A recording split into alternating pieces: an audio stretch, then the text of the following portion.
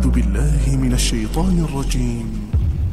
ولتكن منكم أمة يدعون إلى الخير ويأمرون بالمعروف وينهون عن المنكر وأولئك هم المفلحون.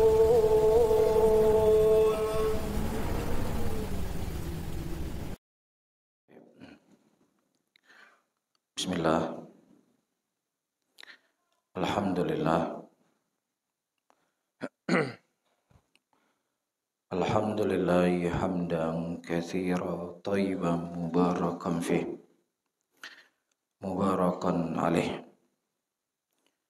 Saudara-saudaraku kaum muslimin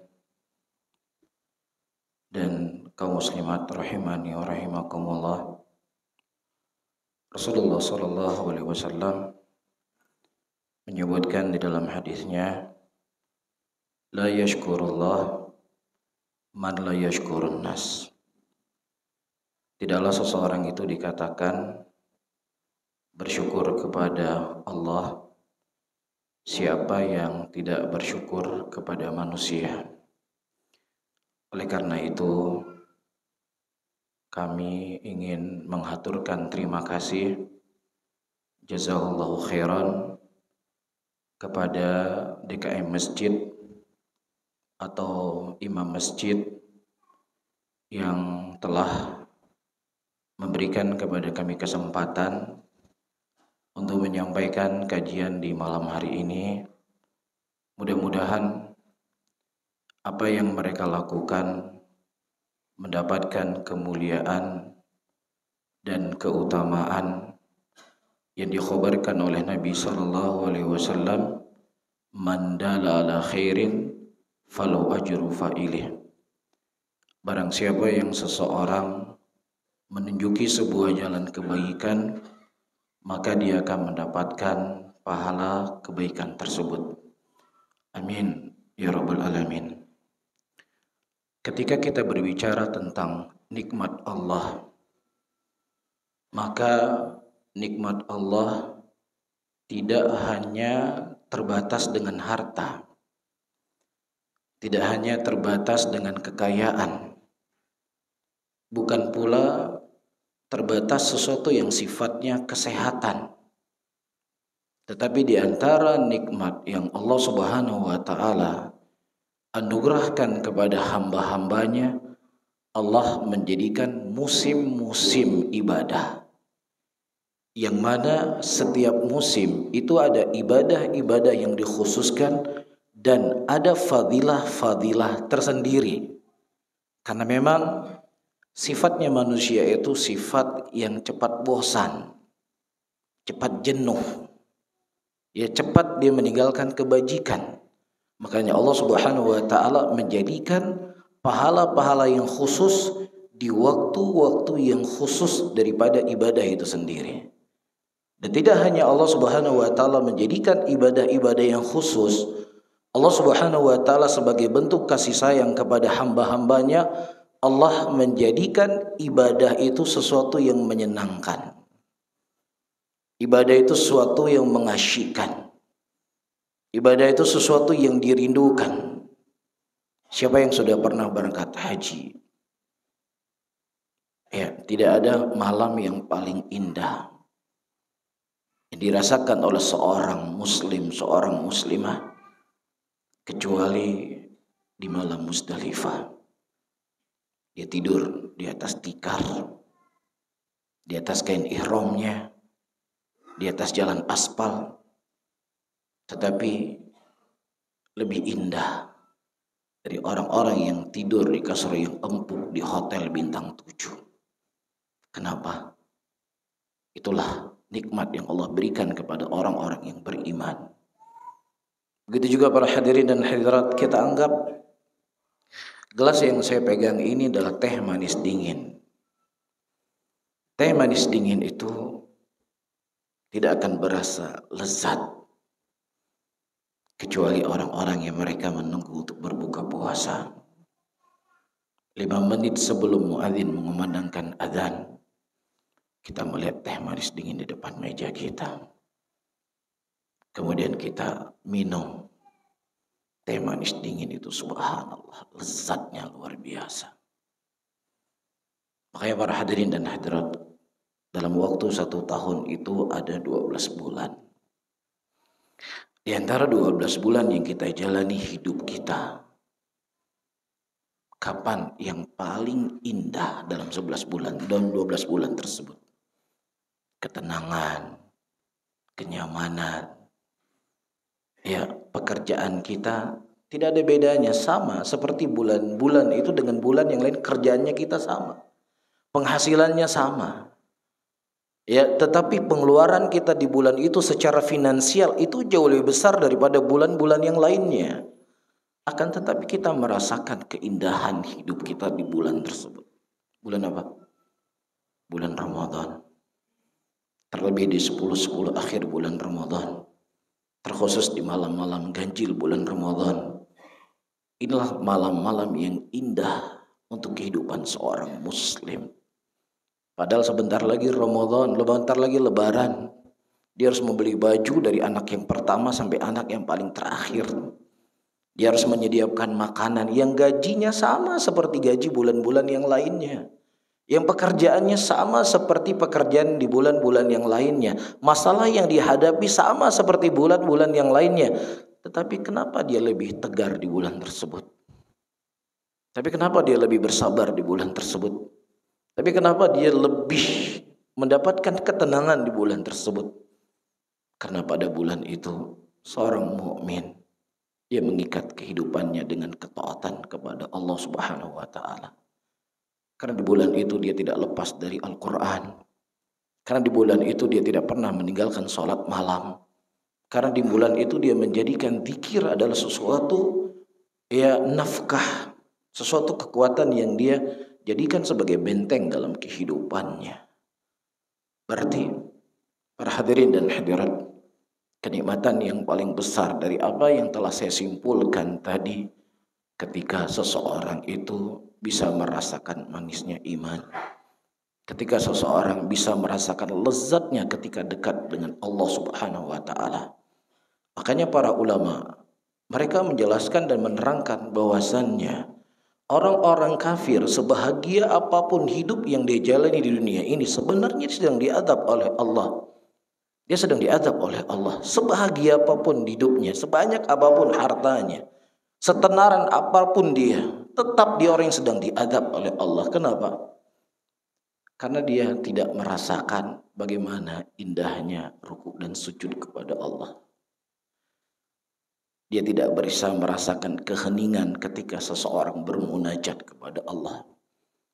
Dia tidak bisa merasakan teh manis dingin diminum oleh orang-orang yang akan berbuka puasa, walaupun dia minum whisky yang sudah dipendam selama ratusan tahun, yang harganya ratusan juta, itu tidak sebanding lezatnya orang-orang minum teh manis dingin ketika muadzin mengumandangkan azan di bulan Ramadan.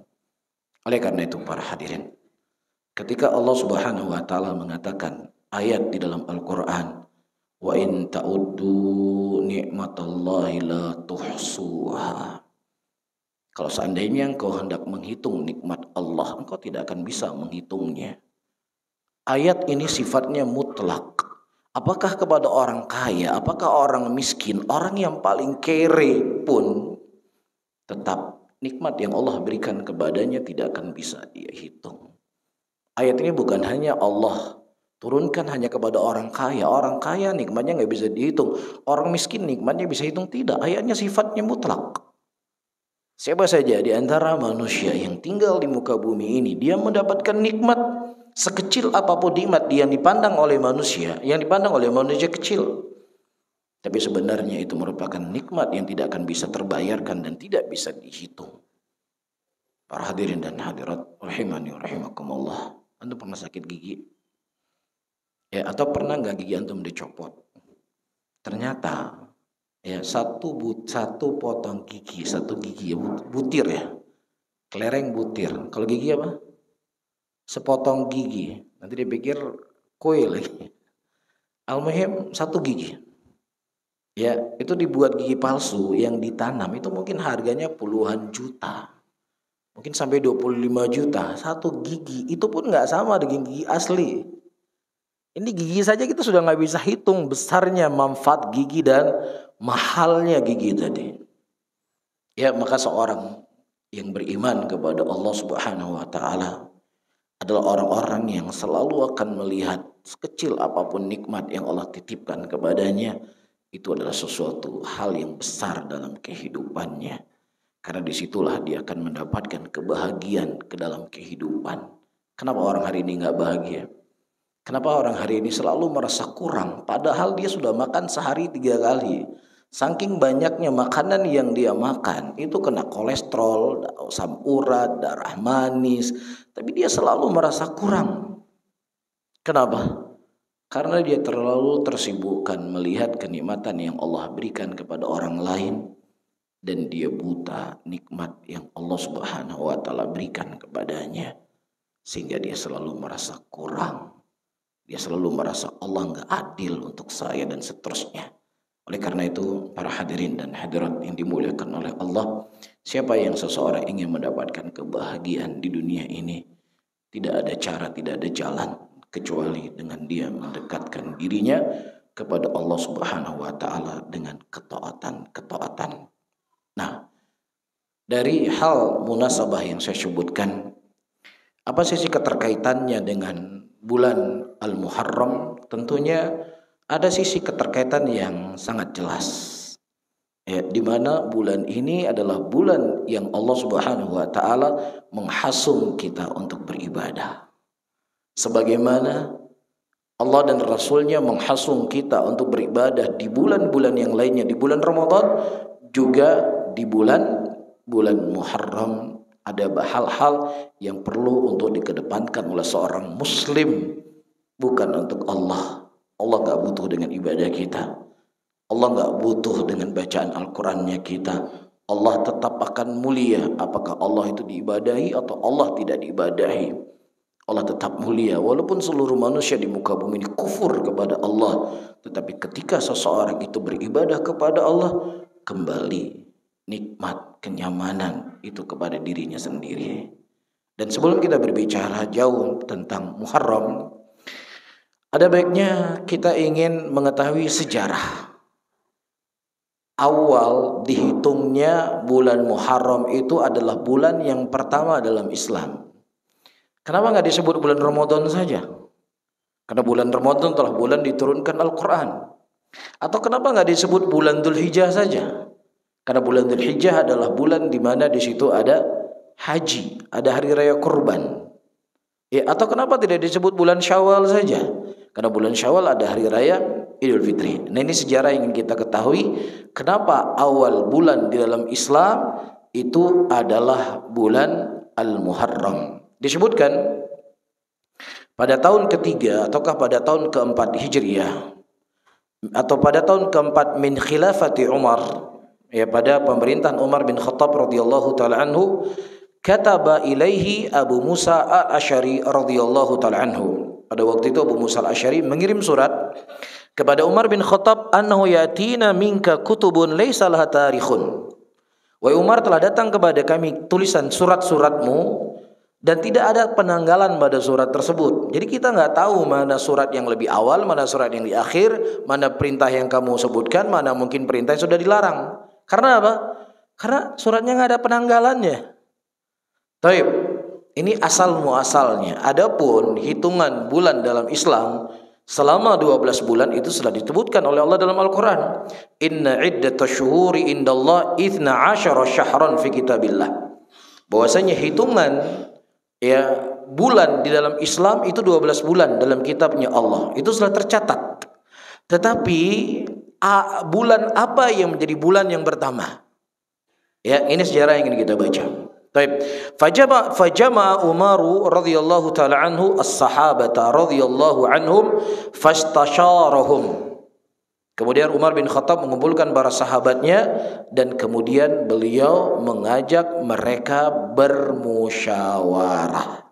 Ini adalah salah satu konsep di dalam agama kita ya, ketika kita akan memutuskan sesuatu perkara yang besar, maka hendaknya terkadang kita bermusyawarah dengan orang-orang yang mereka memang jago dan ahli dalam permasalahan tersebut.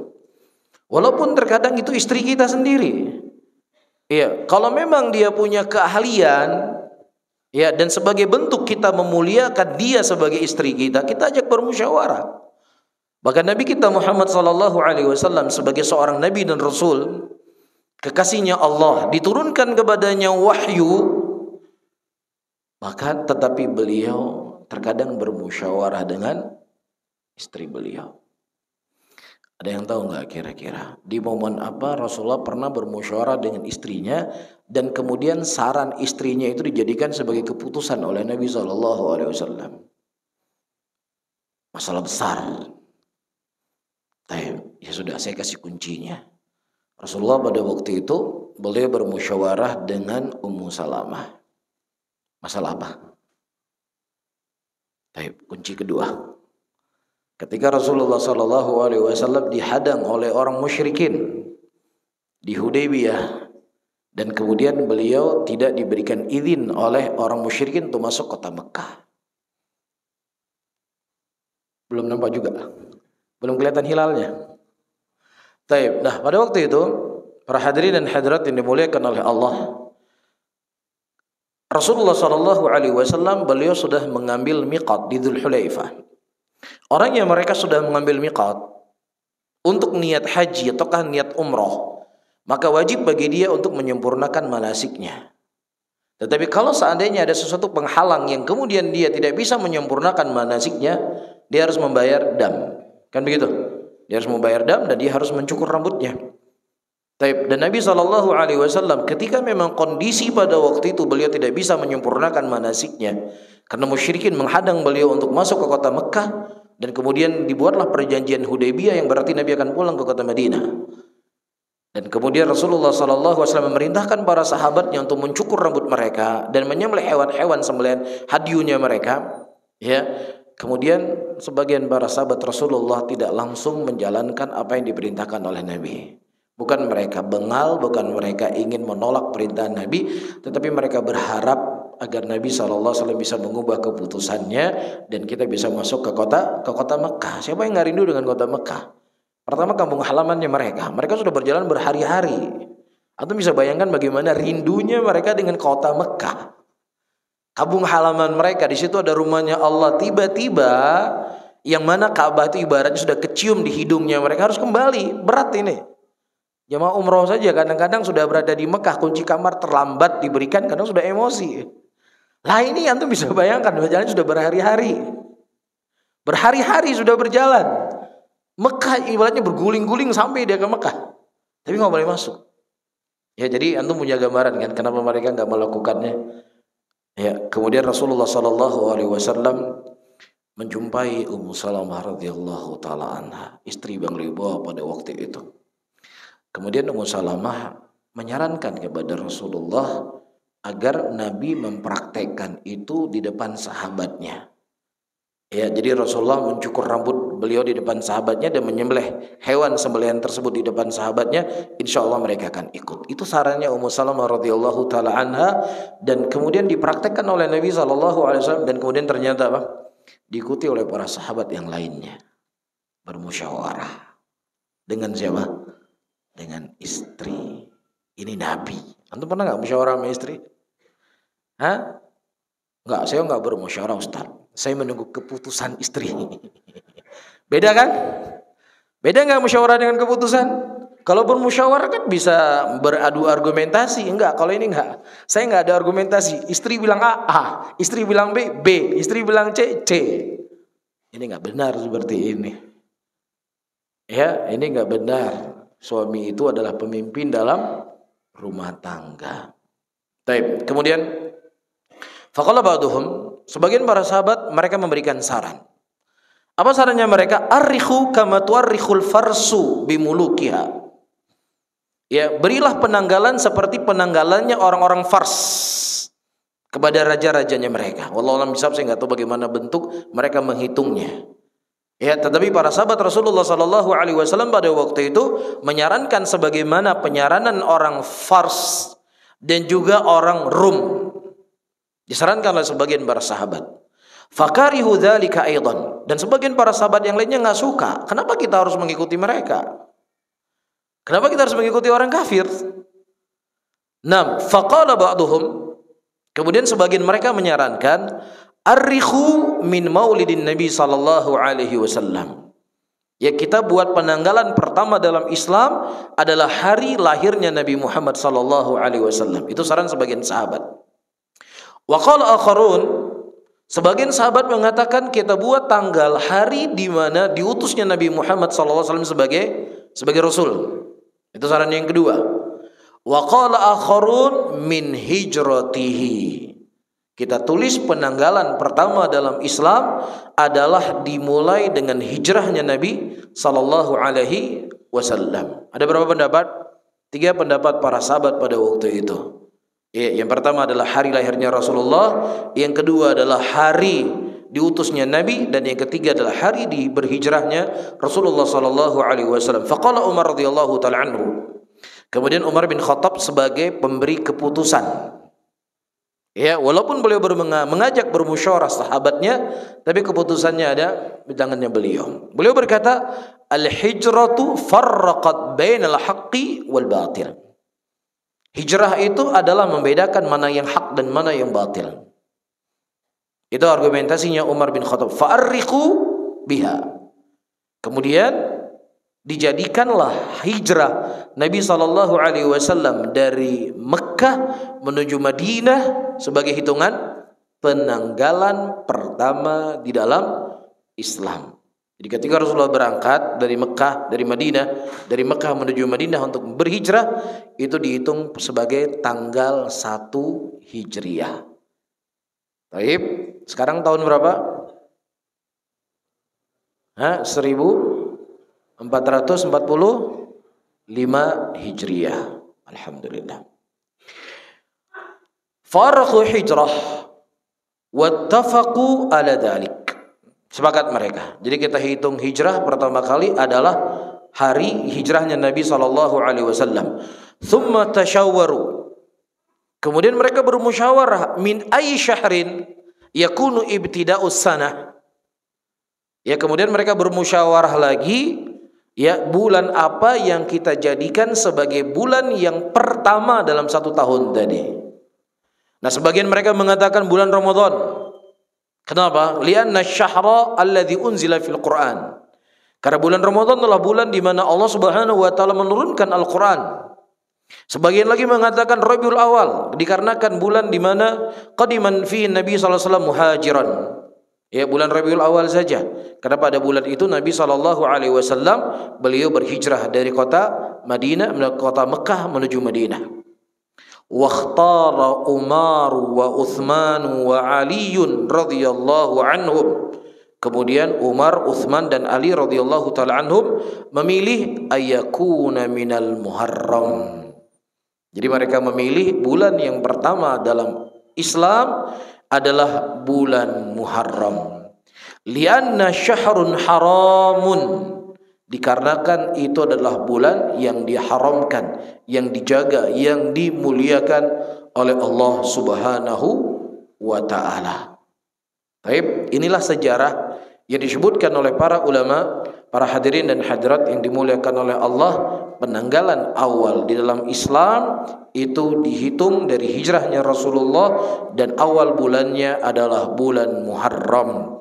Ya, yang asal daripada bulan tersebut setelah termaktub di dalam Al-Quran sebagaimana kita sebutkan tadi, inna iddatasyuhuri indallah 12 syahran fi kitabillah. Hitungan bulan dalam 1 tahun adalah 12 bulan. Maka hendaknya kita sebagai seorang muslim, ya, kita mengedepankan penanggalan itu dengan penanggalan hijriyah. Baru setelahnya kita menggunakan penanggalan Masehi, nggak ada masalah. Ya, kita memberikan penanggalan Masehi nggak ada masalah. Cuman masalahnya nanti orang bingung kalau kita memberikan hitungan Hijriyah. Ya, orang bingung karena dia nggak dibiasakan. Tapi coba kalau seandainya dia dibiasakan dengan hitungan Islam, maka insya Allah manusia akan terbiasa. Ya, kenapa mereka jago hafal hitungan Masehi? Karena sudah terbiasa dengan Masehi tersebut. Ya, maka di sini kita harus membiasakan, dan ini adalah bagian dari syiar-syiarnya Allah Subhanahu wa taala.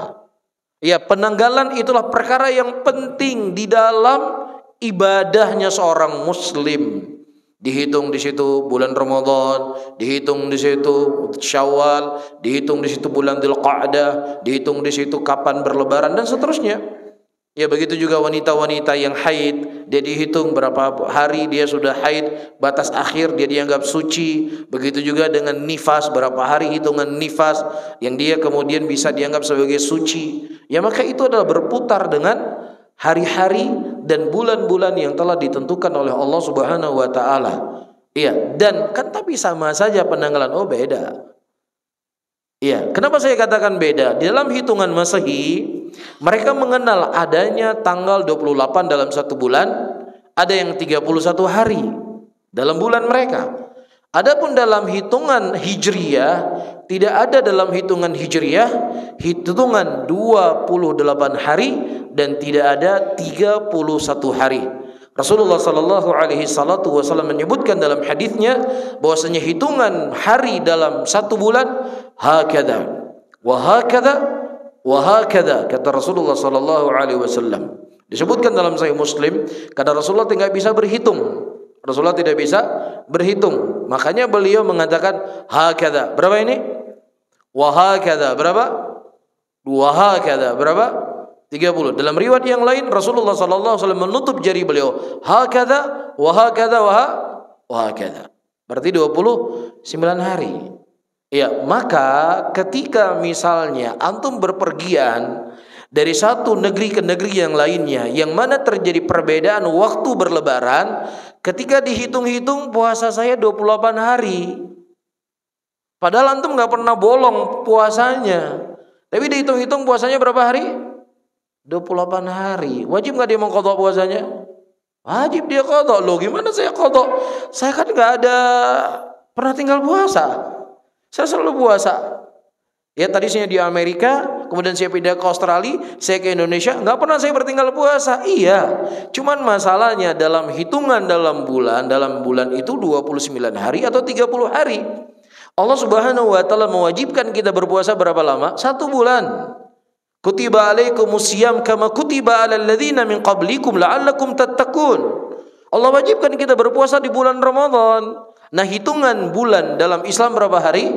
29 hari ataukah 30 hari, maka wajib bagi dia untuk mengqadha puasanya selama 1 hari.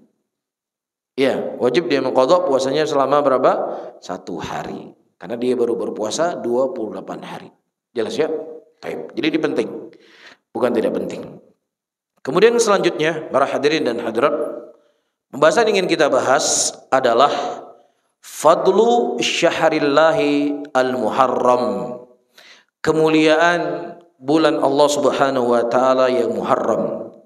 Ashhurul muharram al-hurumu arba'atun. Minha thalathatun mutawaliyatun. Iya, bulan-bulan Muharram itu ada 4.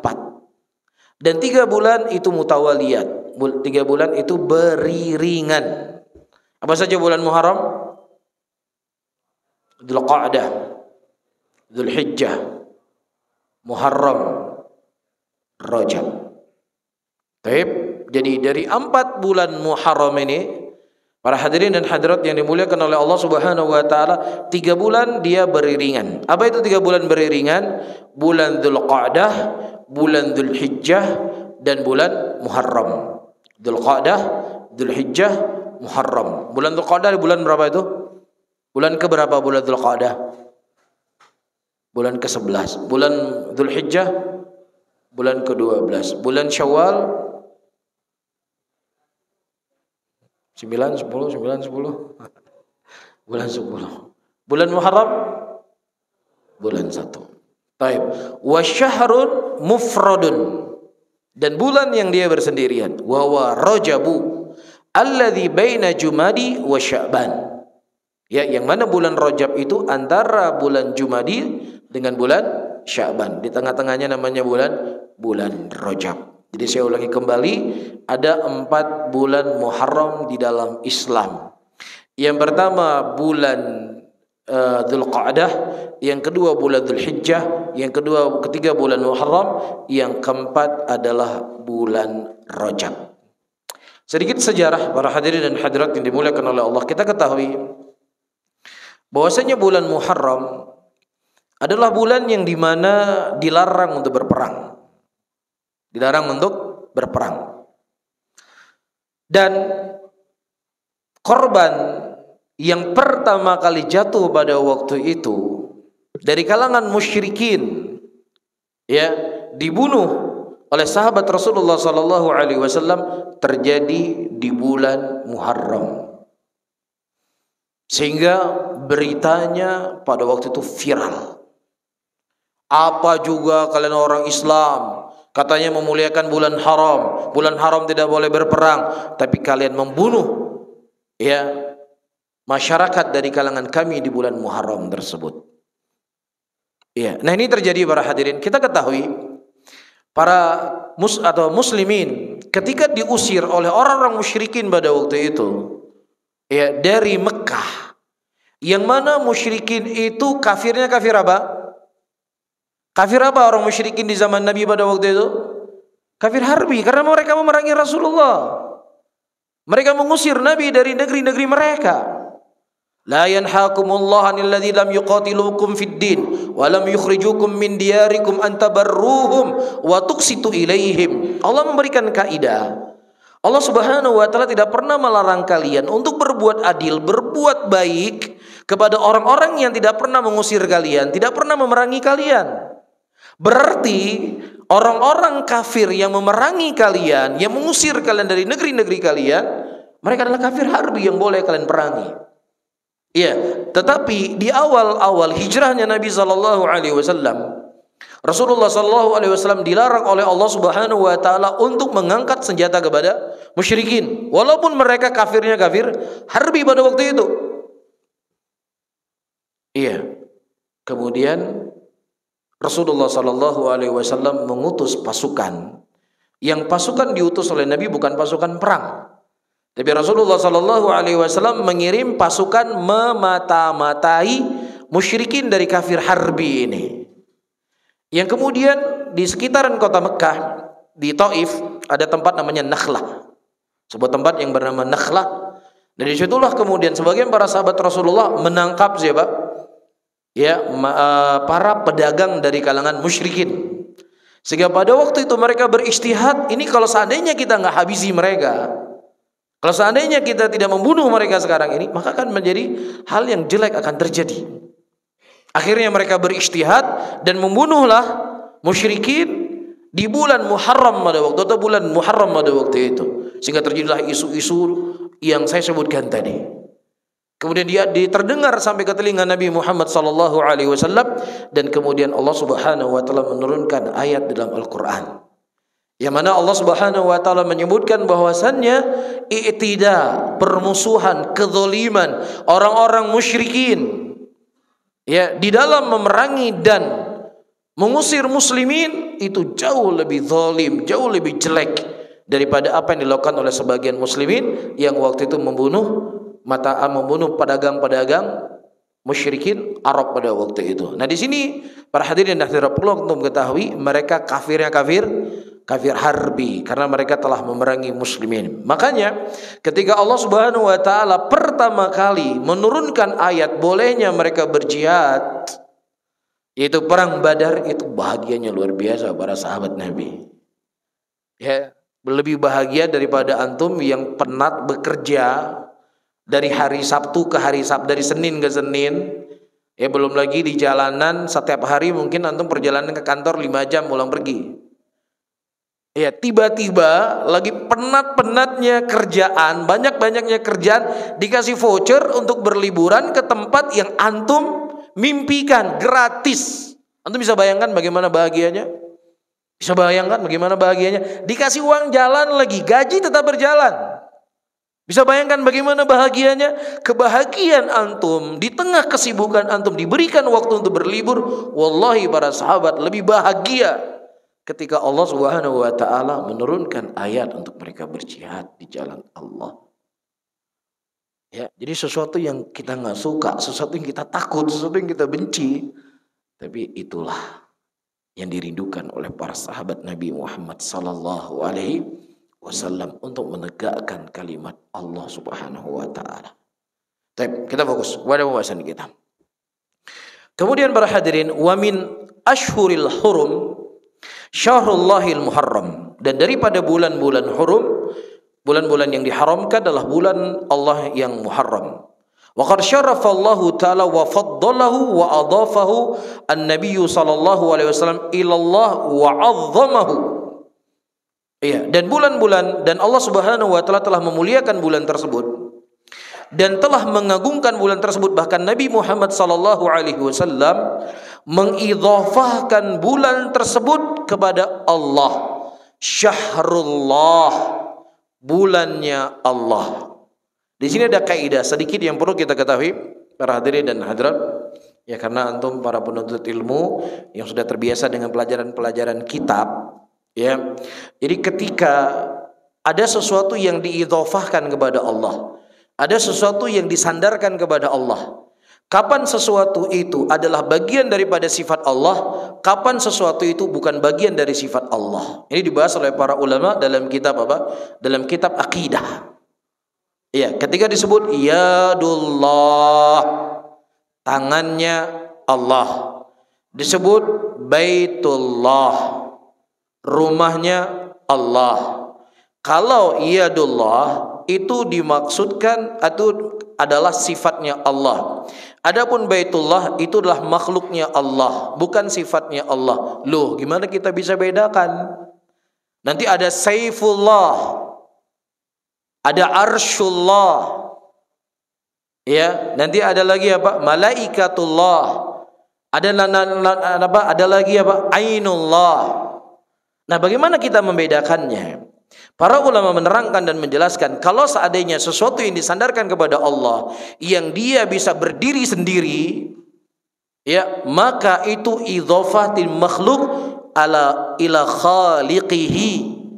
Itu adalah idhofahnya makhluk kepada yang menciptakannya, atau idhofah atau makhluk kepada Allah sebagai bentuk Allah memuliakannya.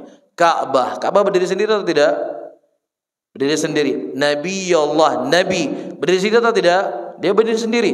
Ketika itu disandarkan kepada Allah, itulah bagian dari makhluknya Allah Subhanahu wa taala. Namun ketika sesuatu itu malsuk yang tidak berdiri sendiri, yadullah, tangan, yang dia tidak berdiri sendiri, maka itu idhafatu sifat ila mausifihi, idhafah sifat kepada yang disifati. Bisa difahami? Ya, tangannya Allah. Ya, berarti di sinilah penyandaran sifat Allah kepada zatnya, yaitu kepada Allah Rabbul Alamin. Ini hal sesuatu yang penting untuk kita ketahui agar kita nggak bingung. Ya, jangan nanti kita sebutkan, misalnya disebutkan sesuatu arsyullah itu adalah sifatnya Allah. Ini kan bahaya. Arsy itulah sesuatu makhluk yang dia bisa berdiri sendiri.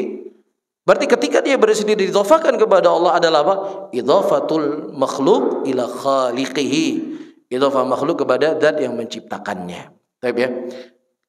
Oh, adzan dulu. Baik, kita adzan. Kita lanjutkan kembali pembahasan kita.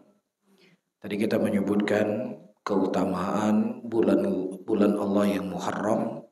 Disebutkan hadis oleh Al-Imam Muslim di dalam sahihnya dari hadis Abu Hurairah radhiyallahu taala anhu, di mana Rasulullah sallallahu alaihi wasallam mengatakan, afdhalus siyami ba'da ramadhana syahrullahil muharram wa afdhalus salati ba'dal faridati salatul laili.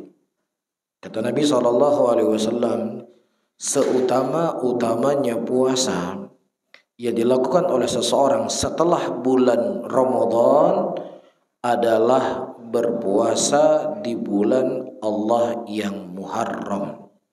Rasulullah menyebutkan sini syahrullah, yaitu syahrun diidhafahkan kepada Allah. Ini menunjukkan keutamaan dan kemuliaan bulan tersebut.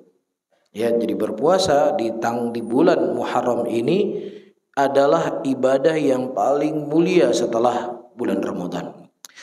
Ketika kita mendengar tentang pahala, kemuliaan, keutamaan, ya, sesuatu yang seakan-akan bukan spesial dalam hidup kita. Tapi kalau seandainya misalnya kalau kamu bekerja di bulan ini, kamu akan dapat gaji 13, dapat THR atau yang semisalnya. Kira-kira jujur ya, dan antum gak perlu melafatkan dengan lisan, tetapi kita jawab sendiri dalam hati kita, mana yang lebih menggiurkan buat kita? Pengkhabaran yang datang dari Nabi SAW, kamu beribadah seperti ini yang kamu dapatkan, atau gaji 13, 14, 15? Mana yang menggiurkan hati kita? Udah gak usah dijawab. Ya, gak usah dijawab. Namun, ayyuhal ikhwah rahimani wa rahimakumullah, akan datang nanti suatu hari di mana kalau seandainya kita punya uang triliunan rupiah, kita akan membeli waktu agar kita bisa diberikan kesempatan oleh Allah untuk beribadah kembali di muka bumi ini. Al-Imam Hasan Al-Basri rahimahullahu ta'ala mengatakan, ada 2 malam dan 2 hari yang sangat menakutkan, yang itu tidak akan pernah dilewati oleh manusia ketika dia hidup di dunia ini.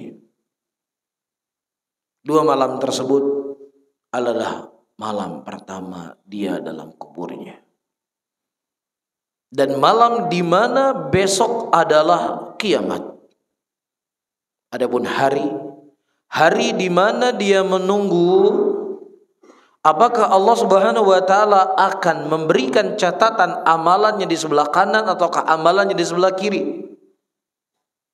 Dan hari menunggu apakah dia akan masuk surga dan masuk neraka. Itu hari-hari yang paling menakutkan yang akan dilewati oleh seorang manusia. Dan Allah Subhanahu wa taala mengatakan, "Faman thaqulat mawazinuhu fahuwa fi 'ishatir radiyah, wa amma man khaffat mawazinuhu fa ummuhu hawiyah." Barang siapa yang timbangan amalan kebaikan seseorang itu lebih banyak, maka dia masuk dalam surga.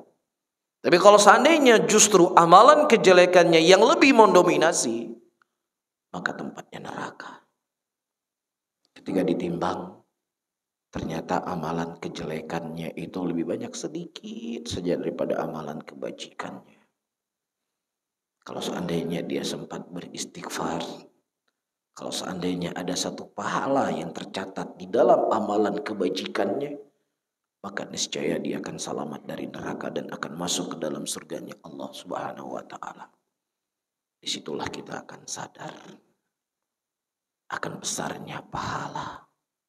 Disitulah kita akan sadar akan pentingnya kebaikan yang kita lakukan. Disitulah kita akan sadar akan berharganya yang namanya waktu.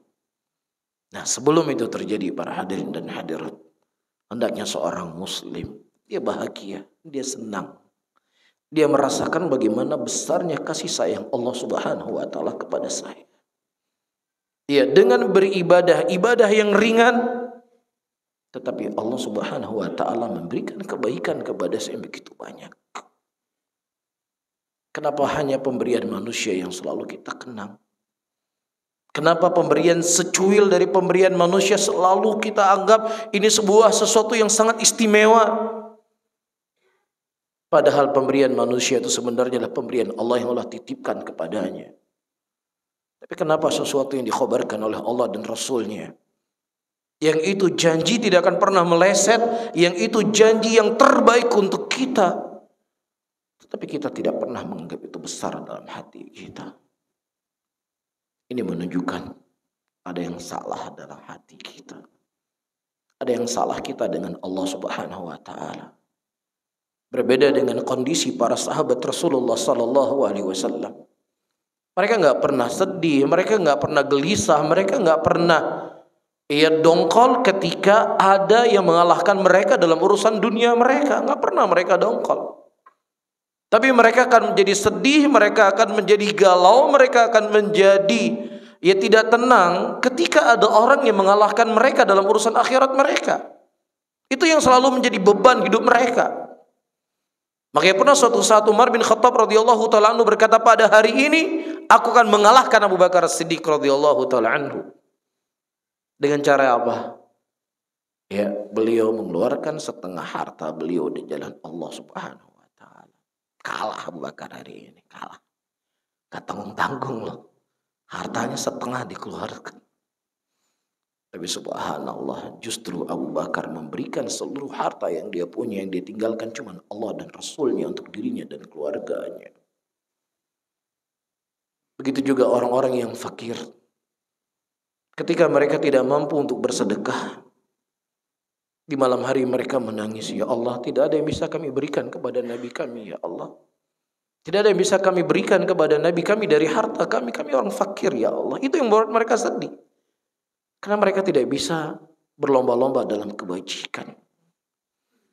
Inilah hal yang paling mendasar yang membedakan kita dengan mereka. Kalau kita mau ngoreksi kembali dan melihat kembali berapa banyak permusuhan yang terjadi kita dengan teman kita, bahkan dengan keluarga kita karena uang.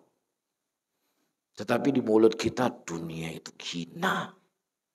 Dunia itu gak ada harganya seperti sayap seekor lalat, teori. Tapi prakteknya kita bermusuhan dengan manusia yang lain dikarenakan dunia. Ya, kita bisa bersilat lidah. Kita bisa menutup kekurangan kita itu dengan tulisan-tulisan yang indah. Tapi kita tidak bisa menipu Allah ketika Allah akan membangkitkan kita semua kelak di yaumul qiyamah. Oleh karena itu para hadirin, kita rasakan dalam hati kita sejauh mana getaran ketika kita mendengar janji-janji Nabi SAW yang sebenarnya itulah janji Allah yang beliau sampaikan. Itu yang paling terpenting. Mungkin kita tetap berpuasa. Kita tetap berpuasa pada tanggal 9 Asyura. Ya, pada tanggal 9 dan 10 Muharram. Tetapi yang ingin saya tegaskan di sini, sejauh mana getaran hati kita ketika mendengar sesuatu janji yang dijanjikan oleh Nabi kita Muhammad sallallahu alaihi wasallam. Baik. Kemudian para hadirin dan hadirat, apa keutamaannya? Keutamaannya sebagaimana hadis yang datang dari Abu Qatadah radhiyallahu taala anhu, di mana Rasulullah sallallahu alaihi wasallam ditanya, "Su'ila an siyami yaumi Asyura." Rasulullah itu ditanya berpuasa pada hari Asyura. Asyura itu artinya 10 dari bulan Muharram. Qala yukaffiru sanata al-madhiyah. Diampuni dosanya 1 tahun belakang. Taib, dalam hadis yang lain dengan sanad yang sahih, Rasulullah mengatakan siyamu yaumin Asyura innani ahtasibu 'ala Allah ayyukaffira sanata allati qablahu. Dan berpuasa di hari Asyura, aku berharap Allah Subhanahu wa taala akan mengampuni dosanya selama 1 tahun, yaitu dosanya yang telah lalu. Baik, di sini ada amanah, ya. Ada 4 bungkusan di sini. Saya nggak tahu apa isi di dalamnya. Yang jelas bukan undangan kajian. Ya, bukan juga undangan khutbah Jumat. Baik, soalnya saya tanya, yang menjawab yang paling tua yang hadir di sini. Yang umurnya di atas 70 tahun ada? Nggak ada ya. Yang di atas 60 tahun? Banyak. 69 tahun? Nggak ada. 68? Banyak. Mana banyak? 67 tahun? Ya sudah, umur 60 tahun siapa? Bapak yang pakai peci putih ya. Tapi ingin saya tanyakan, puasa yang paling afdol yang seseorang lakukan di bulan Muharram itu berapa hari? 3 hari. Tanggal berapa saja? 9, 10, dan 11 Muharram. Nah, Masya Allah. Ada yang menyelisih Bapak ini? Beliau mengatakan yang paling afdol 9, 10, dan 11. Ada yang menyelisih beliau? 2 hari. Tanggal berapa? 9, 10 atau 10, 11? 9, 10. Tapi kalau orang melakukan 9, 10, 11, bid'ah enggak? Bid'ah enggak? Enggak. Masya Allah. Ya nanti Bapak ini hadiahnya ya. Nah, Bapak juga dapat hadiah. Umurnya di atas 50 tahun ya? Oh lebih dikit. Baik. Nah, Ibnu Qayyim rahimahullahu taala menyebutkan bahwasanya puasa yang paling afdal yang seseorang lakukan di bulan Muharram 9, 10 dan 11. Itu yang paling afdalnya. Tetapi yang sering kita dengar, apa yang sering kita dengar? 9, 10 atau 10, 11. Itu yang sering kita dengar. Namun sesuatu yang sering kita dengar bukan berarti yang tidak pernah kita dengar apa? Bid'ah. Nah, ini hal yang perlu digarisbawahi. Ya, karena sebagian para penuntut ilmu ketika dia mendengar dari gurunya, dia membaca bacaannya bahwasanya puasa yang paling afdol 9 dan 10. Titik. Udah baik, kita enggak mengatakan salah. Cuman dia terlalu berlebih-lebihan. Berarti kalau seandainya seseorang berpuasa 9, 10 dan 11 itu bid'ah. Nah, ini bahaya ini. Ya, apalagi mengatakan ini enggak ada dalilnya masalah ini. Sering enggak? Iya, ini adalah bahasa yang kedengarannya itu ringan. Tetapi masalahnya ini besar para hadirin dan hadirat. Yang berbicara permasalahan, masalah ini enggak ada dalilnya kalau ilmunya sekaliber Imam Ahmad. Kalau ilmunya sekaliber Syekhul Islam Ibnu Taimiyah, kalau ilmunya sekaliber Imam Syafi'i, tapi kalau ilmunya sekaliber saya, kemudian saya mengatakan ini nggak ada dalilnya, memangnya berapa dalil ente hafal? Oke lah kita hafal dalil Arba'in Nawawi 40 hadis, jangan-jangan dalilnya ke 41 yang ente belum hafal, kan begitu? Hah? Ya, oke saya hafal hadis 100 hadis. Jangan-jangan dalilnya di hadis nomor 101 yang belum kamu hafal. Ya, atau hadisnya ada dari hadis yang kamu hafal, tetapi hadis itu terkadang dilihat dari mantuknya, dilihat dari mafhumnya, dilihat dari madmunnya. Jadi sebuah nas itu bukan hanya sekedar letter lafaz hadis demikian, tapi para ulama mengambil istimbat dari madmunnya, dari mafhumnya dan lain sebagainya. Ribet al-muhim. Butuh ilmu khusus. Jadi kalau Imam Ahmad mengatakan dalil hadis masalah ini tidak ada dalilnya, wajar beliau menghafal 1 juta hadis. Wajar. Yang beliau telah mendatangi guru yang sangat banyak. Ya begitu juga Imam Syafi'i, Imam Bukhari yang telah menghafal hadis 200.000 hadis yang dihafal. Yang belum yang lainnya mungkin enggak dihafal tapi dia tahu. Dan dia telah berguru dengan ribuan guru. Kemudian dia mengatakan masalah ini nggak ada dalilnya. Wajar atau enggak? Lah saya dan kita semuanya, ya ketika ditanya sebuah permasalahan ini nggak ada dalilnya. Dari mana? Ente nggak tahu nggak ada dalilnya? Dari mana? Hah? Berapa hadis yang kita hafal? Ya makanya Syekh Muhammad bin Shalih Al-Utsaimin rahimahullah, dari sepengetahuan yang saya baca, beliau jarang sekali mengatakan masalah ini nggak ada dalilnya. Yang beliau sering mengatakan saya tidak mendapatkan dalil. Beda kan? Ketika dia mengatakan gak ada dalilnya, dia menafikan dalil, gak ada dalil sama sekali. Tetapi ketika beliau mengatakan saya tidak mendapatkan dalil, yaitu sepengetahuannya beliau gak mendapatkan dalil. Ketika di sana ada ulama yang mengatakan ada dalilnya, tidak dinafikan oleh beliau, karena memang beliau tidak dapatkan sebatas yang beliau baca. Ini sekaliber Imam Syekh Muhammad bin Shalih Al-Utsaimin. Ya, imamnya Zizabat ini beliau sering mengatakan aku tidak mendapatkan masalah ini dalilnya. Beliau nggak mengatakan nggak ada dalilnya. Jadi kalimat-kalimat yang itu pantas diucapkan oleh Syekhul Islam, jangan sok-sokan kita yang mengucapkannya. Kecuali kita mengatakan bahwasanya masalah ini kata Syekh Muhammad bin Shalih Al-Utsaimin nggak ada dalilnya. Kata Imam Bukhari dalam masalah ini nggak ada dalilnya. Kata Imam Ahmad masalah ini nggak ada dalilnya, kita terima. Tapi kita sendiri yang kitab fikih saja tidak ada yang kita tamatin, apalagi kitab hadis yang nggak pernah kita lewatin, tiba-tiba mengatakan ini nggak ada dalilnya. Ini besar para hadirin dan hadirat. Seseorang memasukkan sesuatu ke dalam agama yang bukan dari agama itu besar. Begitu juga seseorang menafikan sesuatu yang itu bagian dari agama, dia nafikan itu bukan bagian dari agama. Ini jauh lebih besar. Iya, tanggung jawabnya di hadapan Allah Subhanahu wa ta'ala. Jadi kalimat-kalimat seperti ini harus kita jauhi. Ini bukan kaliber kita yang berbicara hal yang seperti ini.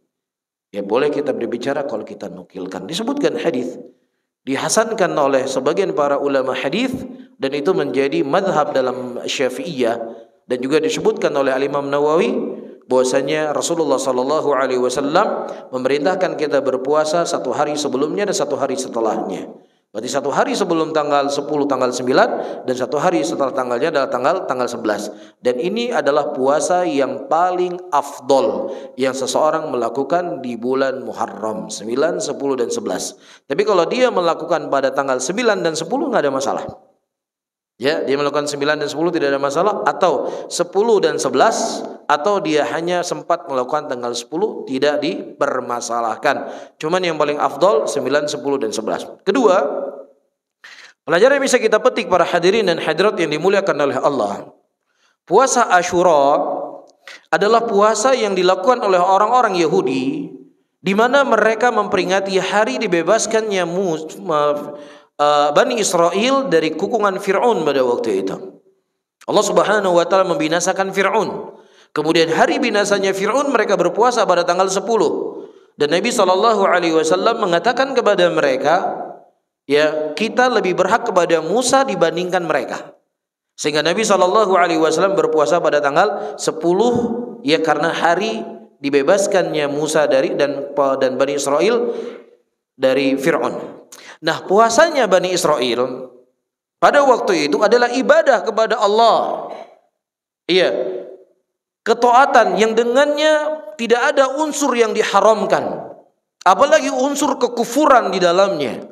Tetapi Nabi SAW berkata, kalau seandainya aku hidup di tahun depan, aku akan berpuasa ya di tanggal 9 untuk menyelisih orang-orang Yahudi agar kita tidak sama persis dengan mereka.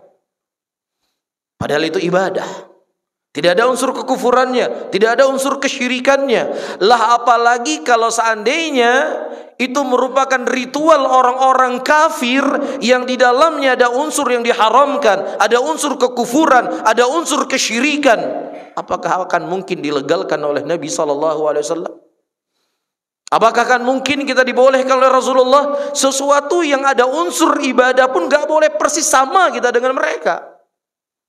Dalam hadis yang lain Rasulullah SAW mengatakan, faslun baina siyamana wa siyami ahlul kitab aklatus sahur.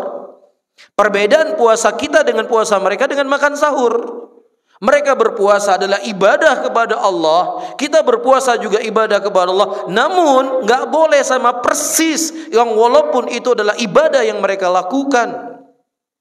Tapi hari ini subhanallah, iya, musuh dari kalangan jin dan syaitan dari kalangan manusia, mereka mengkampanyekan kalimat-kalimat yang indah, kalimat-kalimat yang agung dalam agama ini, yang kemudian mereka bungkus untuk membungkuskan kebatilannya mereka.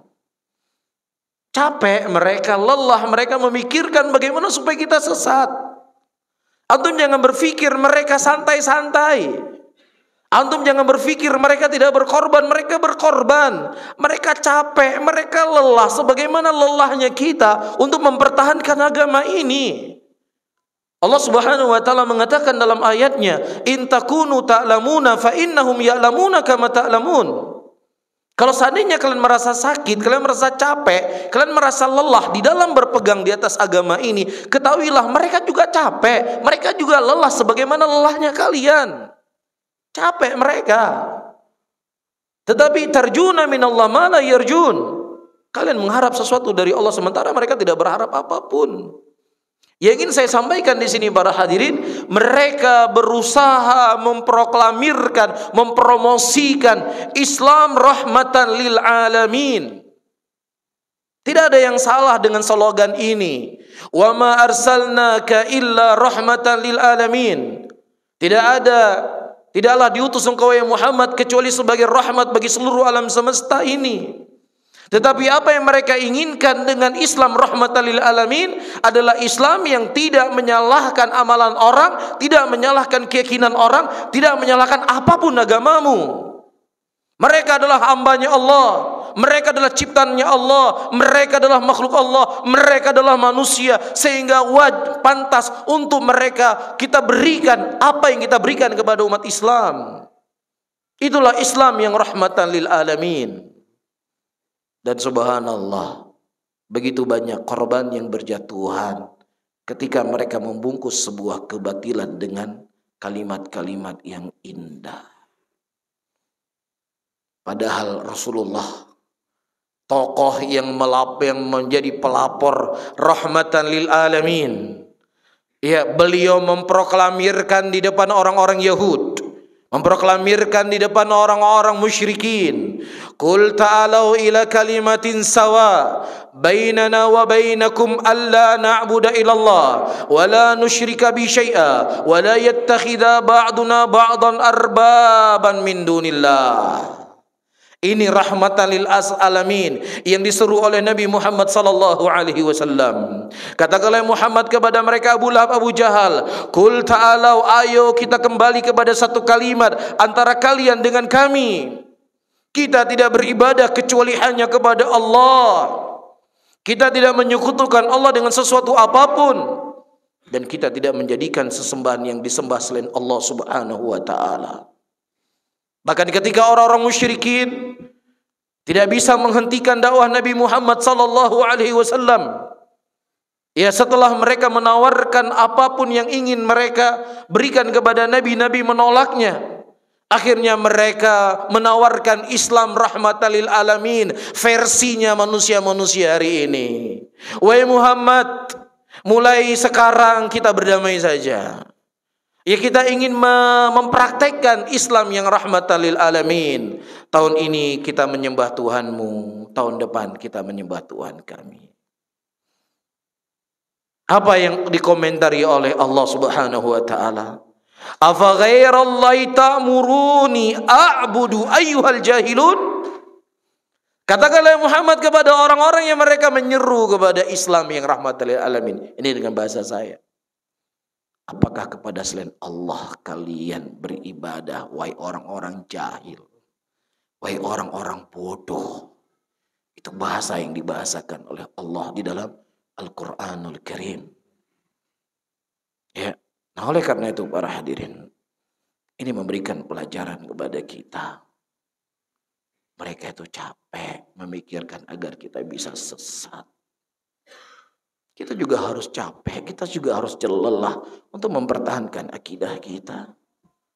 Kita nggak perlu untuk berpergi jauh terik matahari.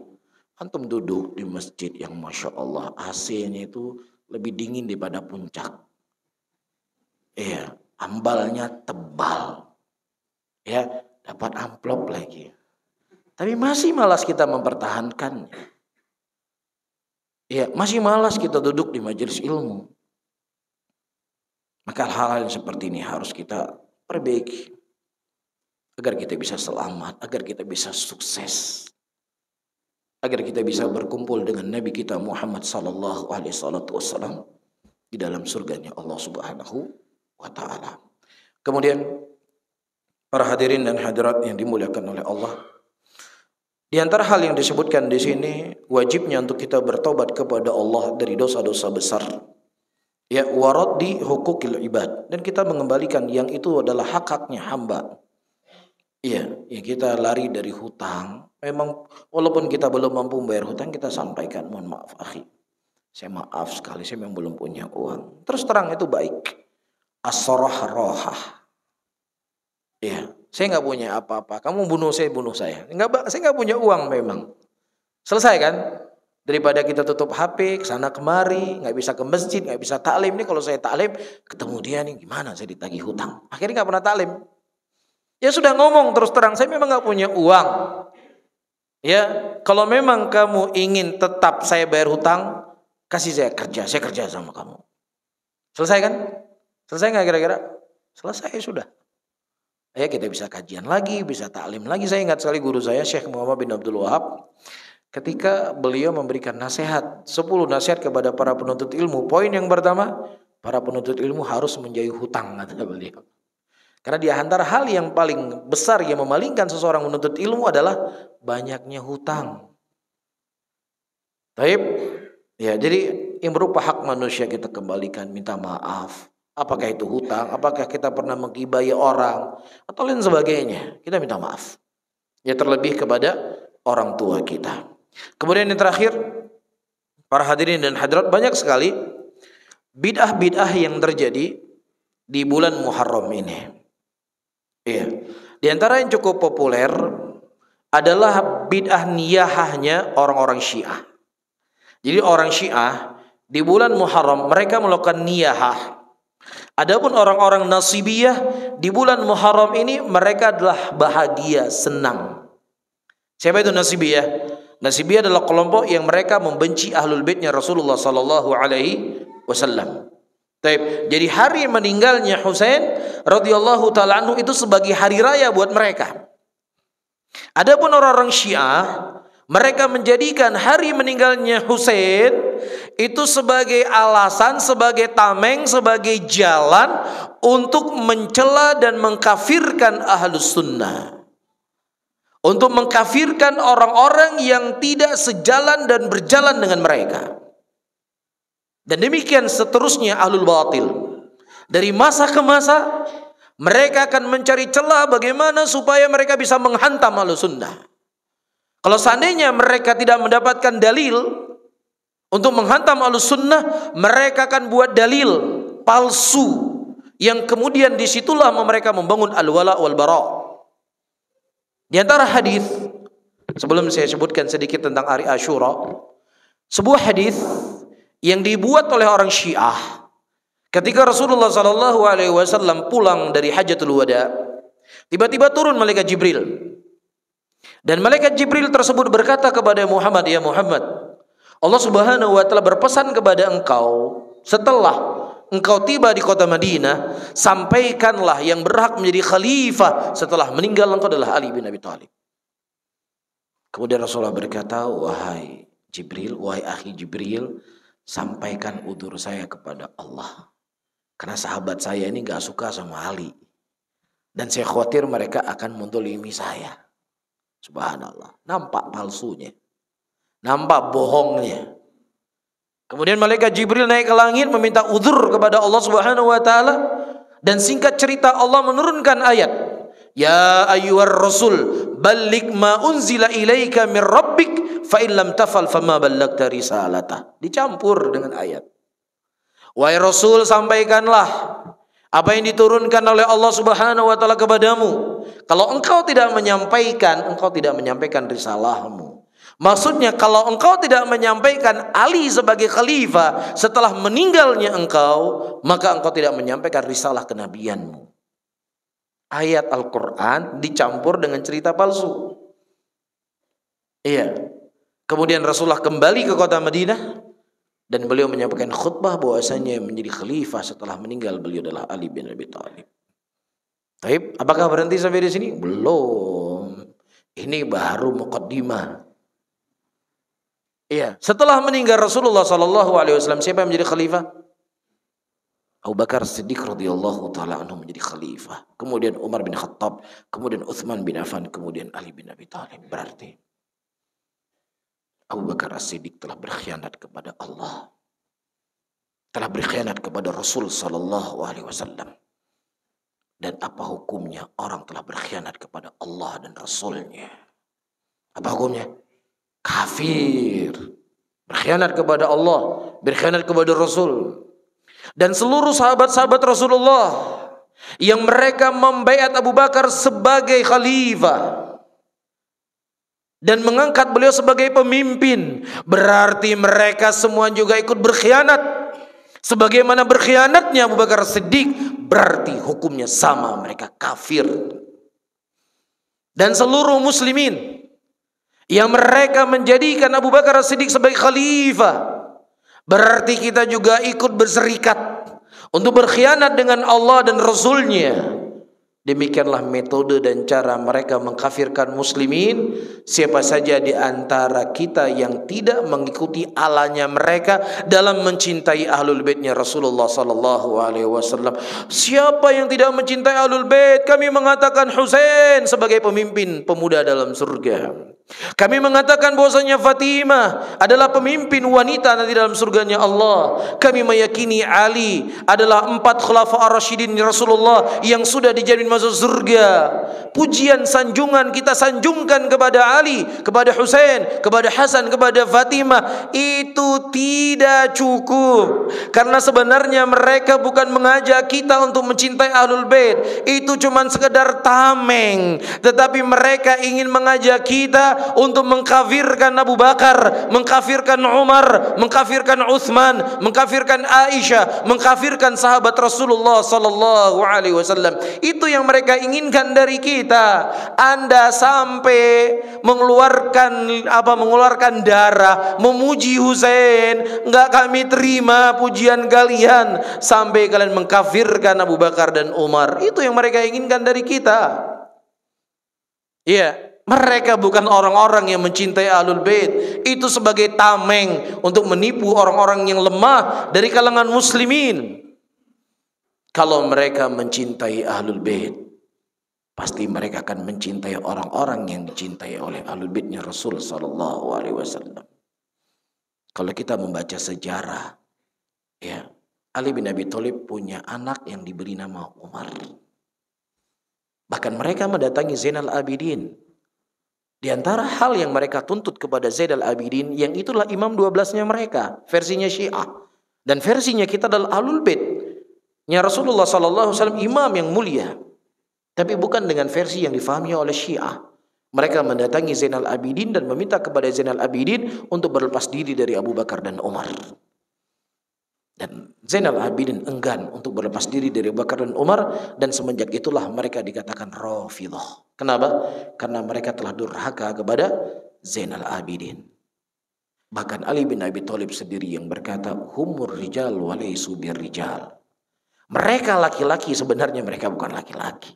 Mereka menampakkan diri mereka menolong saya, sebenarnya mereka bukan orang yang menolong saya. Siapa yang menjadi sebab meninggalnya cucu kesayangan Nabi Husain radhiyallahu ta'ala di tanah Karbala?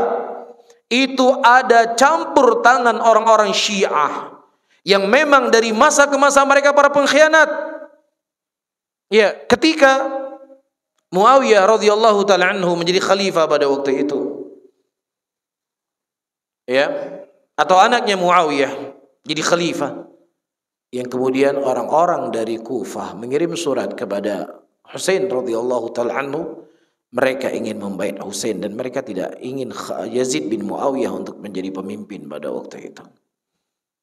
Dan Husain radhiyallahu ta'ala anhu dengan beberapa pandangan dan ijtihad beliau, dan ijtihadnya beliau, apabila salah beliau mendapatkan 1 pahala, apabila beliau benar beliau mendapatkan 2 pahala. Berangkatlah, diutuslah utusan, ya, Husain radhiyallahu ta'ala anhu, Muhammad bin Muslim, sepupunya Husain, untuk menjumpai orang-orang Kufah.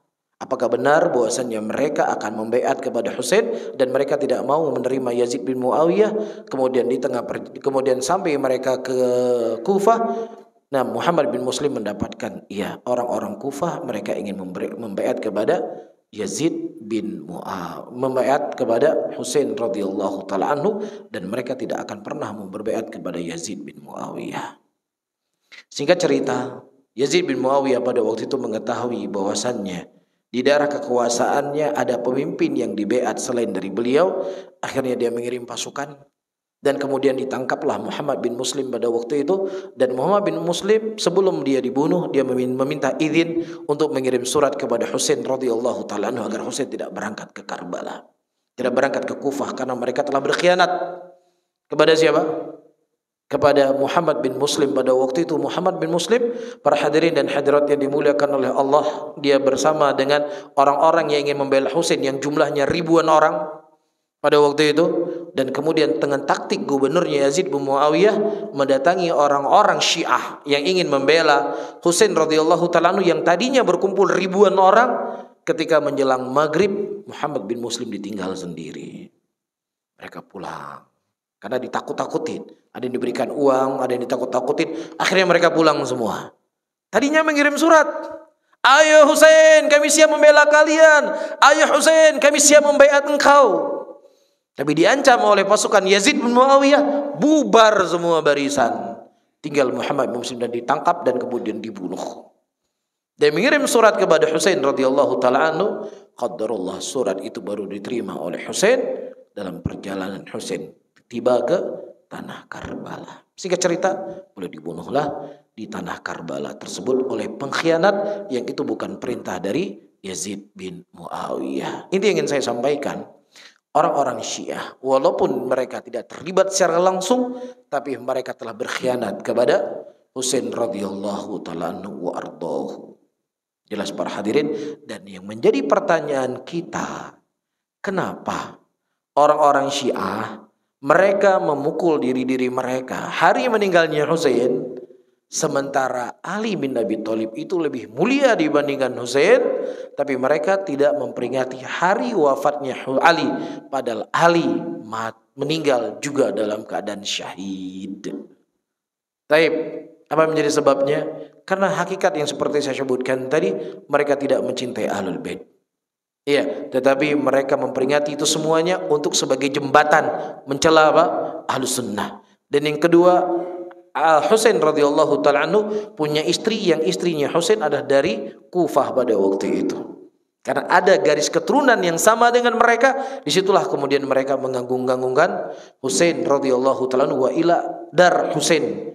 Ya, tertumpahnya nyawa atau terbunuhnya Husain itu adalah ikut andil dari orang-orang Syiah. Namun para hadirin, sebagian para ulama mereka menerangkan dan menjelaskan ketika mereka menuduh istrinya Rasulullah SAW sebagai penzina, wanita yang suci, wanita yang agung, bahkan kesuciannya itu diturunkan ayat dari langit ke-7, hari Al-Ifk. Sampai-sampai Aisyah berkata, aku tidak menyangka Allah Subhanahu wa taala akan menurunkan ayat kepadaku yang kemudian dibaca sampai yaumul qiyamah. Tadinya aku berpikir Allah akan mendatangkan mimpi kepada Nabi dan kemudian mengkhabarkan aku itu suci dari tuduhan tadi. Taib, bisa difahami para hadirin? Nah, orang yang menuduh wanita baik-baik berbuat zina, hukum dalam Islam apa?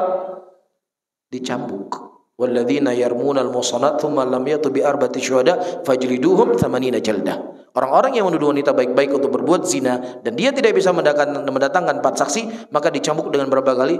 80 kali cambukan.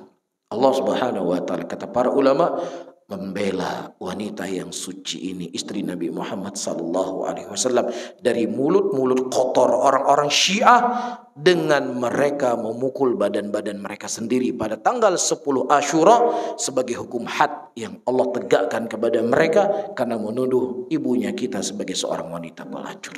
Subhanallah. Demikian sebagian ulama menyebutkan pembelaan Allah kepada istrinya Nabi Muhammad sallallahu alaihi wasallam. Jelas ya, dan ini merupakan bid'ah yang mungkar yang dibuat oleh orang Syiah dengan melukai diri mereka, dan itulah azab yang mereka rasakan di dunia dan azab yang akan mereka rasakan di akhirat itu lebih dahsyat kalau seandainya dia tidak bertobat kepada Allah Subhanahu wa ta'ala. Wallahu a'lam bishawab. Mungkin ini yang bisa saya sampaikan pada kajian di malam hari ini, mudah-mudahan bermanfaat untuk saya sendiri dan juga kepada hadirin dan hadirat, dan mungkin ada waktu yang tersisa. Siapa yang mau bertanya, ya syaratnya yang paling jauh yang ikut kajian bertanya. Antum tugasnya bertanya saja, Ustadz saya ingin tanya tapi pertanyaan lupa, dapat juga. Iya, urusannya antum bertanya, saya bisa jawab nggak bisa jawab itu masalah kedua. Yang paling jauh. Siapa mau bertanya? Ini amplopnya satu sudah diambil, sudah ya? Yang satu sudah ya? Oh ya, ini belum diambil. Ada yang mau tunjuk tangan dulu? Atau ibu-ibu yang paling jauh? Nggak ada yang mau terima uang nih? Atau masuk kantong saya aja? Nah, antum dari mana? Cinere jauh? Lumayan jauh ya. Ada yang lebih jauh lagi nggak dari Cinere? Cinere dekat ya. Saya yang paling jauh dari Aceh. Saya adalah dari Cinere. Mau ditanya atau mau bertanya? Mau bertanya atau ditanya? Hah? Pertanyaan belum ada. Berarti betul ya. Kayak Anda bilang tadi ya. Berarti belum ada. Ya sudah dapat tadi. Tapi pertanyaan belum ada. Juga dapat sama. Ibu-ibu, ada yang udah ingin dapat hadiah? Ini hadiahnya amplop. Amplop isinya uang ini.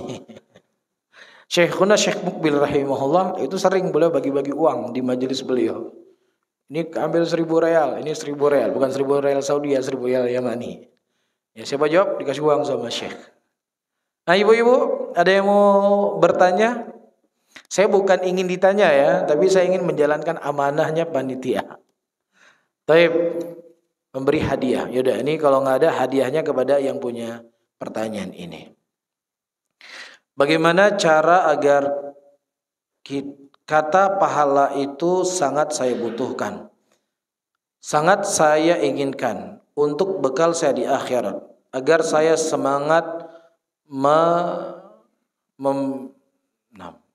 bagaimana cara agar kata pahala itu sangat saya butuhkan, sangat saya inginkan untuk bekal saya di akhirat nanti. Ini mungkin bahasa Bogor ya. Mungkin ada maksudnya? Ada maksud yang bisa dipahami? Apa kira-kira?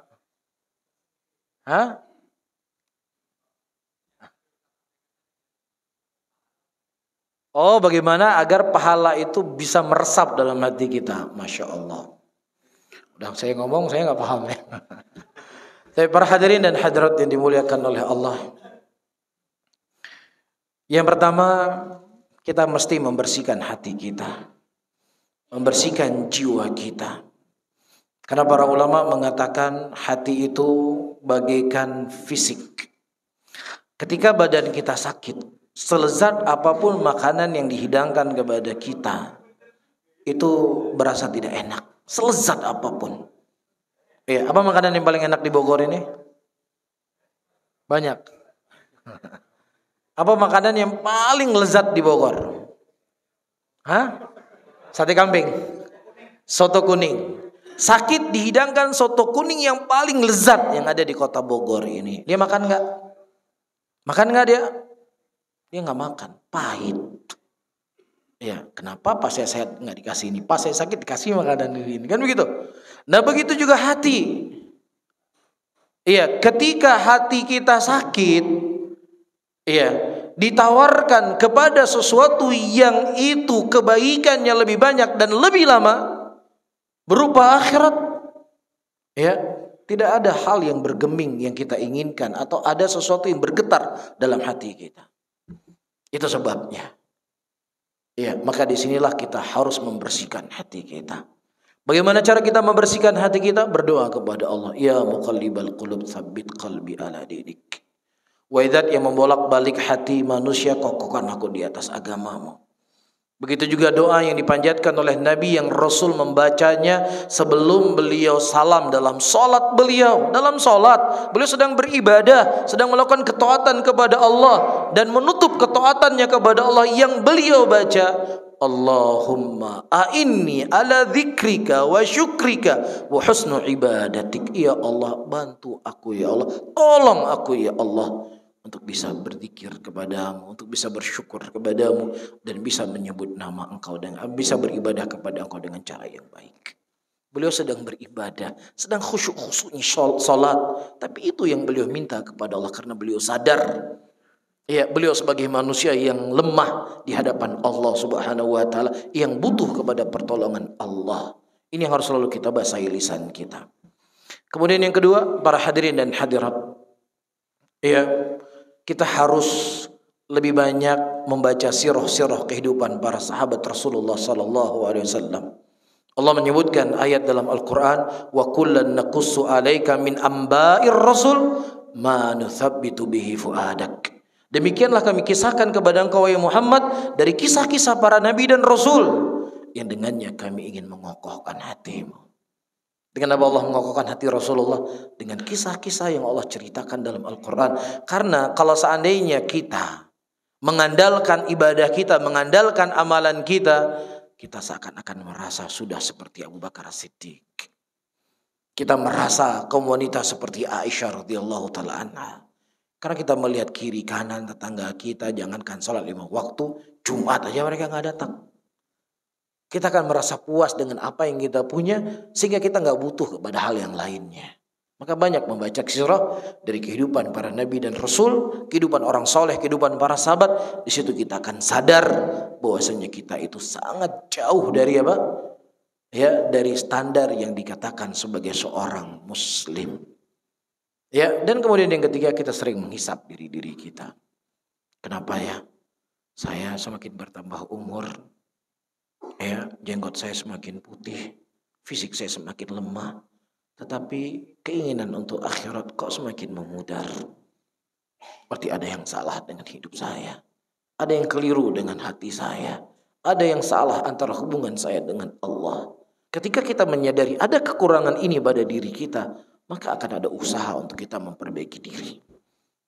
Ya, saya ingatkan dengan beberapa hadis yang disebutkan oleh Nabi SAW mengatakan kalau seandainya seseorang itu ingin dicintai, seandainya seseorang itu dicintai kebaikan oleh Allah, Allah akan memberikan kepadanya kesemangatan sebelum dia meninggal untuk beribadah, dan kemudian Allah akan mencabut nyawanya. Itu tanda Allah mencintai seseorang. Berarti semakin kita bertambah umur, maknanya apa? Semakin kita dipermudah untuk berbuat ketaatan, semakin memacu kita untuk mengumpulkan kebaikan. Itu tanda. Dan juga dalam sebuah hadis Rasulullah SAW ketika mengantarkan para sahabatnya ke kuburan, dikubur pada waktu itu, kemudian beliau berkata, "Ma minkum min ahadin illa kutiba maq'adu minal jannah wa maq'adu minan nar." Tidak ada satupun di antara kalian kecuali Allah telah mencatat tempat duduk kalian di surga, dapat duduk kalian di neraka. Kemudian para sahabat bertanya, "Ya Rasulullah, kalau seandainya Allah telah mencatat tempat duduk kami di surga, di neraka, ya Rasulullah, buat apa kami beramal ya Rasulullah? Tinggal kami bertawakal dengan apa yang Allah catat kepada kami." Perhatikan apa yang dijawab oleh Nabi SAW. Rasulullah mengatakan, "I'malu, beramalah kalian, karena sesungguhnya kalian itu akan dimudahkan kemana ditakdirkan oleh Allah." Kalau seandainya Allah menakdirkan kalian sebagai penghuni surga, Allah akan permudah kalian untuk beramal dengan amalan penghuni surga. Allah persulit kalian untuk beramal dengan amalan penghuni neraka. Namun kalau seandainya Allah menakdirkan di sisinya seseorang itu sebagai penghuni neraka, Allah akan persulit dia untuk berbuat kebajikan, dan Allah akan permudah dia untuk berbuat hal-hal yang akan menggiring dia ke dalam nerakanya Allah. Inilah sebuah pukulan tamparan yang keras buat kita yang sedang lalai. Ya, tidak ada yang tahu di mana tempat akan kita berlabuh kecuali Allah. Tapi hadis ini menjadi barometer untuk kita. Ya, kita hari ini lebih mudah diajak ke kajian atau lebih mudah diajak untuk motor-motoran. Hari ini kita lebih mudah diajak di majelis zikir atau lebih mudah diajak ke tempat nongkrong atau yang semisalnya. Ya, dan kita harus takut setiap ada pengajian, alasan istri sakit, anak sakit, tetangga sakit juga nggak kajian. Ya, ada saudara yang nikah, ada saja alasan. Memang betul, itu alasan gak kita buat-buat. Tapi kita khawatir, itulah penghalang-penghalangnya. Allah halangi kita untuk berbuat baik. Tapi kepada hal-hal yang sifatnya sia-sia, gak pernah istri sakit, gak pernah istri minta belanja, gak pernah ada mertua datang, gak pernah tetangga sakit, gak pernah ada. Kita khawatir Allah permudah kita kepada hal-hal yang tidak bermanfaat dalam hidup kita. Ini hal yang perlu kita evaluasi diri. Sehingga tertanam rasa cinta kepada kebaikan dan cinta kepada pahala yang dijanjikan oleh Allah Subhanahu wa ta'ala. Wallahu a'lam bishawab. Kita berdoa dan memohon kepada Allah Subhanahu wa ta'ala agar Allah selalu mensucikan hati kita, membersihkan jiwa kita, dan menjadikan keinginan kita adalah akhirat. Keinginan kita adalah sesuatu yang tinggi, sesuatu yang mulia, yaitu surganya Allah Subhanahu wa Ta'ala. Amin ya Rabbal Alamin. Mungkin ini bisa saya sampaikan, mudah-mudahan bermanfaat untuk saya sendiri dan juga kepada hadirin semuanya. Saya tutup, subhanallah bihamdika, asyhadu an la ilaha illa anta, astaghfiruka wa atubu ilaih. Wassalamualaikum warahmatullahi wabarakatuh.